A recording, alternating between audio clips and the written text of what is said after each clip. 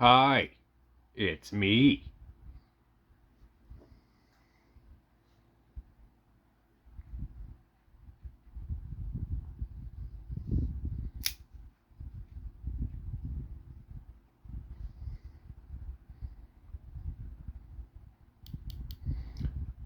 Overview and maintenance time on the Fauxcut Pop Shortcut clone. This thing is awesome for the going rate right now of about 80 to 85 bucks. Yes, yes. There's a spring in here. The advertisement says that they send you two. They don't. They send you one relatively mild spring. We'll get into it.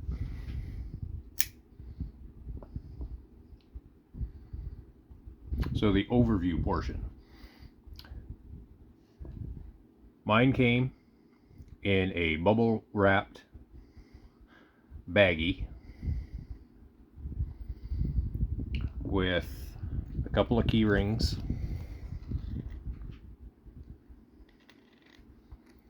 and the pivot tool and the blade separately. I had to install that, but it did come with the blade. I had an issue with the first one that I bought. The blade was installed when they shipped it and it didn't pass export in China, so it got returned to seller and I wound up picking mine up from Valerian EDC store for actually cheaper than what XG EDC was selling it at. This was about 93 Canadian dollars from XG EDC, and it was $86 when I purchased it from Valerian outdoor store.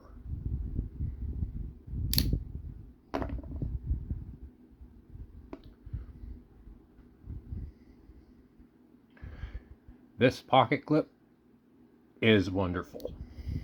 It's got a great amount of hold on your pocket.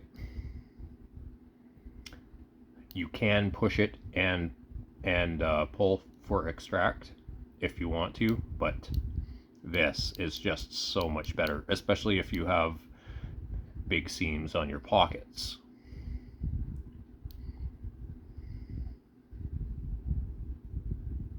I'm going to tell you, this has been an absolute joy to carry and use. And even with the weaker spring, you can see as you work this in, the detent actually gets better for the opening.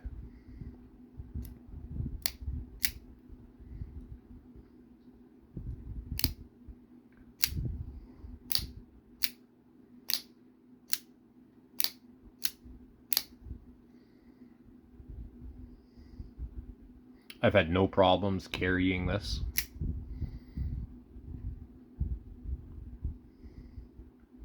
Sometimes I fumble when I'm opening or closing it. It's a little bit more involved than a frame lock or a double action OTF like this one.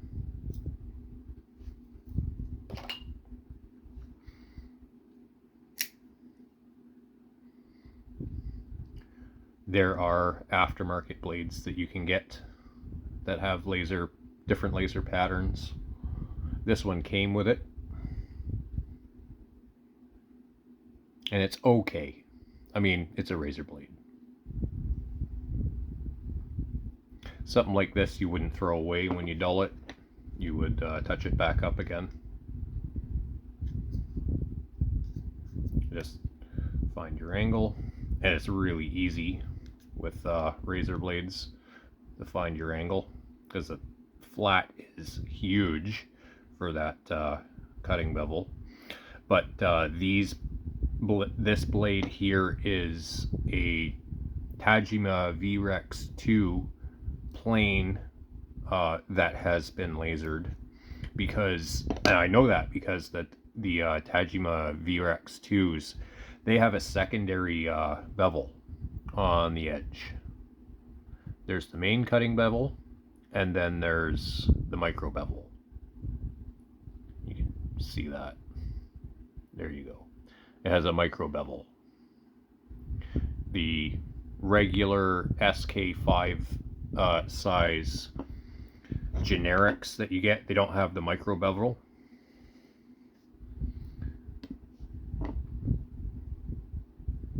But it comes down to preference.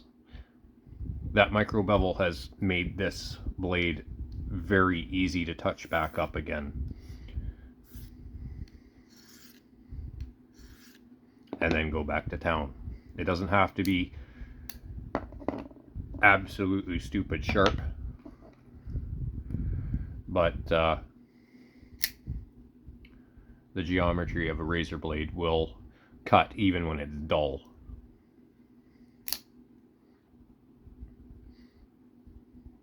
Do I recommend this for $80 to $85? Fuck yes. Stay away from the other stores that have this listed for double or nearly triple that price at the moment. This has proven currently across 2 different stores that the going rate for this should be around $80 to $85 or $90 to $120 Canadian. Totally worth it, even at the higher end of that price range, considering the other options in the market, such as this. I don't know the name of it. It's the little gravity one. There's this. There is a more squared, boxy version. There is this as well. I've shown that. Great option, but this also has a toolless option, but you lose cutting length. And there are a few Bellasong style butterfly knife utility cutters as well that fall right into the same kind of price range as this. Some a little higher, some a little lower.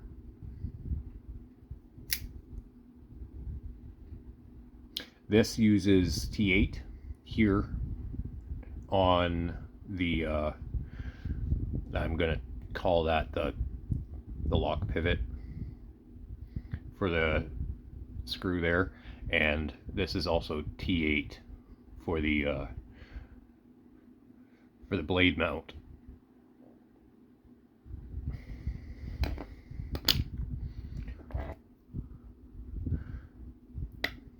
So before we do anything, we're gonna loosen this blade and get rid of it. And then we're going, for the sake of the maintenance and teardown, what you see in the promotional video, or video on the listing for this thing, what you see is what you get, except they did not send me a second spring. This thing here, by the way, is one of those anti-back locking lock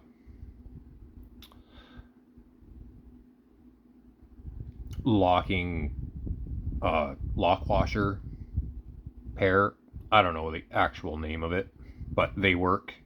You tighten your screw down, you don't need to use any kind of Loctite, because the part that loosens up actually gets tighter when it starts to shimmy loose and it doesn't unscrew.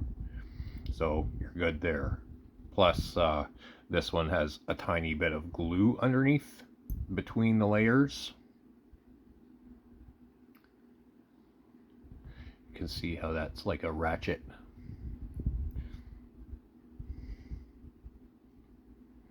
It'll only get so tight, but when it starts to loosen up, it comes up against the ramp and won't loosen up anymore.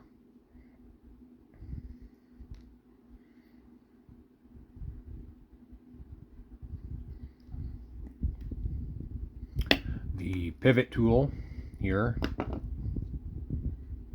is titanium milled, the same size as this, and you remove this side, the clip side.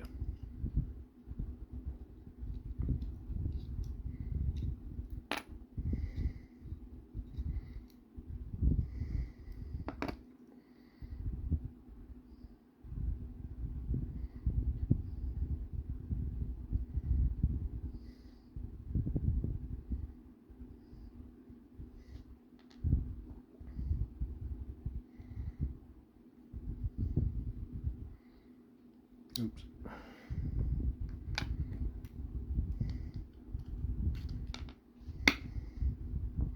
There's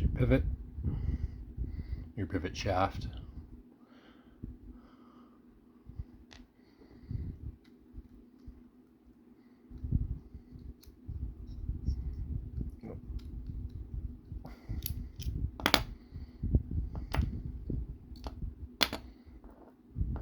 There's my 5mm 1/16 13 ball. 1, 2, 3, 4, 5, 6, 7, 8, 9, 10, 11, 12, 13, whatever. Skiff 5mm 1/16. That one. Right there. And these, by the way, are the bearings that it comes with. Bent caged brass steel bearings. Not very good. The skiffs are a huge upgrade. This thing here is your blade holder. You can see there's a T6. Yes, there's a T6 screw holding this plate on. You don't ever have to remove that, so don't. Up here is your detent bar with the actual pin that rides on the shoulder for the open position and the closed position.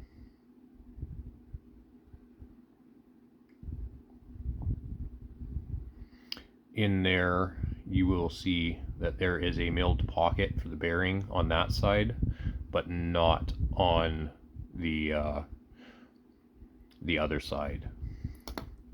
Same goes here. There's a milled pocket for the bearing there, but not on that side.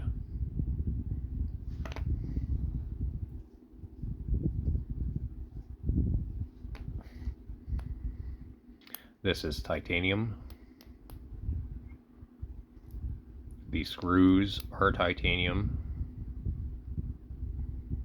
The only thing that's not titanium there is the spring. And here we come to this mechanism here. This is a lot like a ram lock kind of situation. Only instead of the detent being on the back of the blade here, it's up here and spread out. Now this little thing here occasionally does pop out, and if it does, just push it in and back again.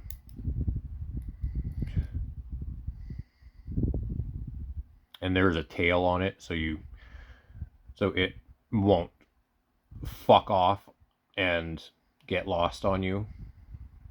That's where this clone design doesn't quite get it right. There's supposed to be a more of a catch there, and you can see there isn't. It's just a straight 90-degree cut, so that little claw can slip out. But just push it back. It's fine. Now, for your a spring adjustment here, you have to go a little deeper on the teardown.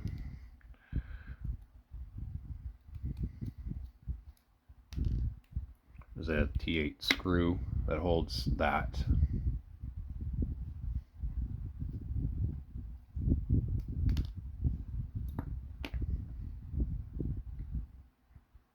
And there's the other half.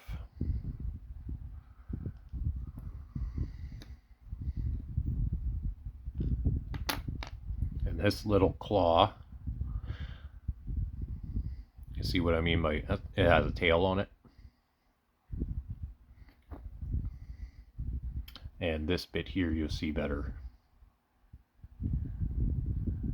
There is the relief there, you can see, for the pointy part of the claw, but this area here, this ledge, this forward ledge, should be more off in that direction. It's more closer to 90. It should go off more like that to lock that claw into position so it doesn't pop out. It's an annoyance more than anything. This is the spring. Come here. This is the little spring that came with mine.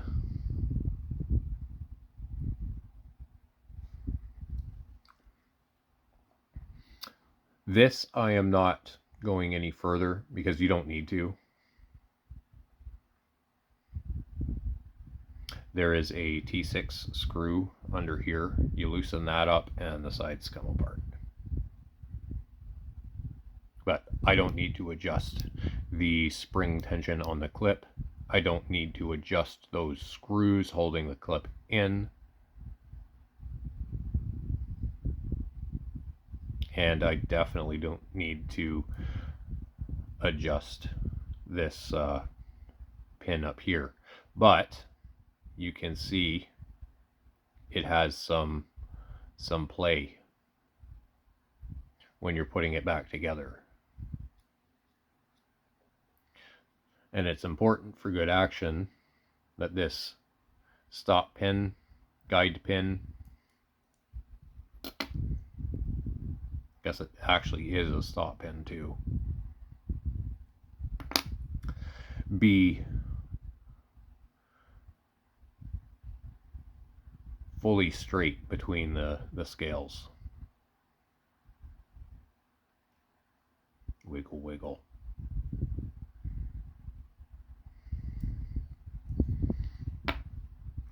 Putting it back together, you have your detent bar here and your spring. And there's a milled hole that is in that detent bar for that thing. And this is the trickiest part of getting it back together. You stick the tail of that little claw in there, and then you have to do a contortionist act.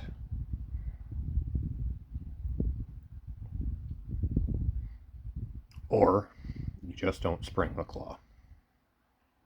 I learned that the hard way. Don't spring the claw when you're just putting it back together. Get it together, and then you can just reseat that claw where it's supposed to go. Otherwise, you could wind up slipping and sending that spring into fucking oblivion and never finding it again.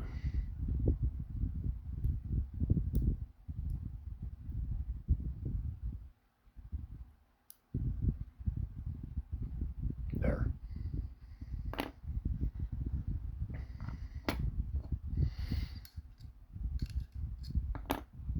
Yeah. Bearings.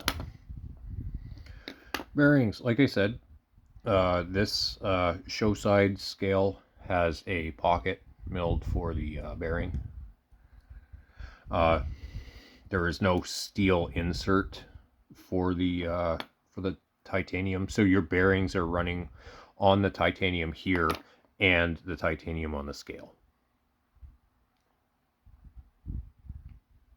Not ideal to have bearings running directly on titanium, but it's a box cutter. It's not like it's a McNeese that does that, so I'm not too concerned about it. This pivot is squared off. It does have a shoulder there, so it does have to go back in on the show side.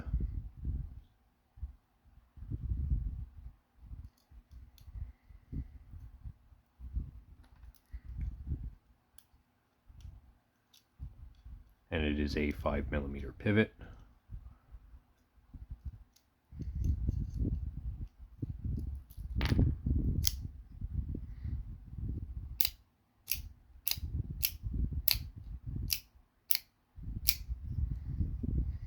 Let's get the blade back in.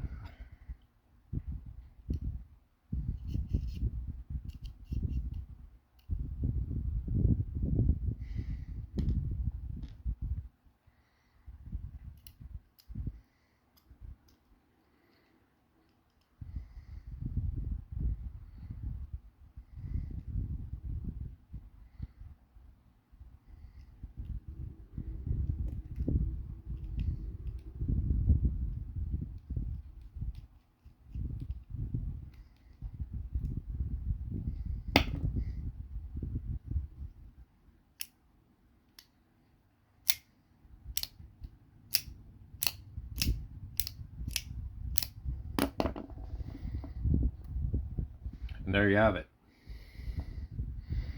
Overview and maintenance, tear down, and reassembly as far as you need to go, and a little bit further than you need to go if you want to replace that spring.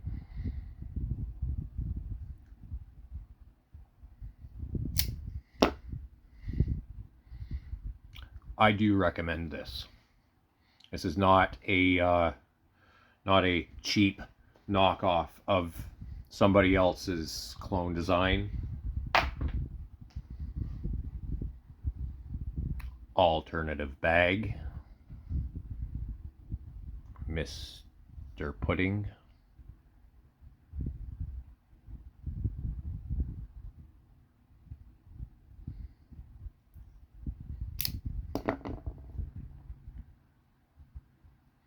See you in the next one.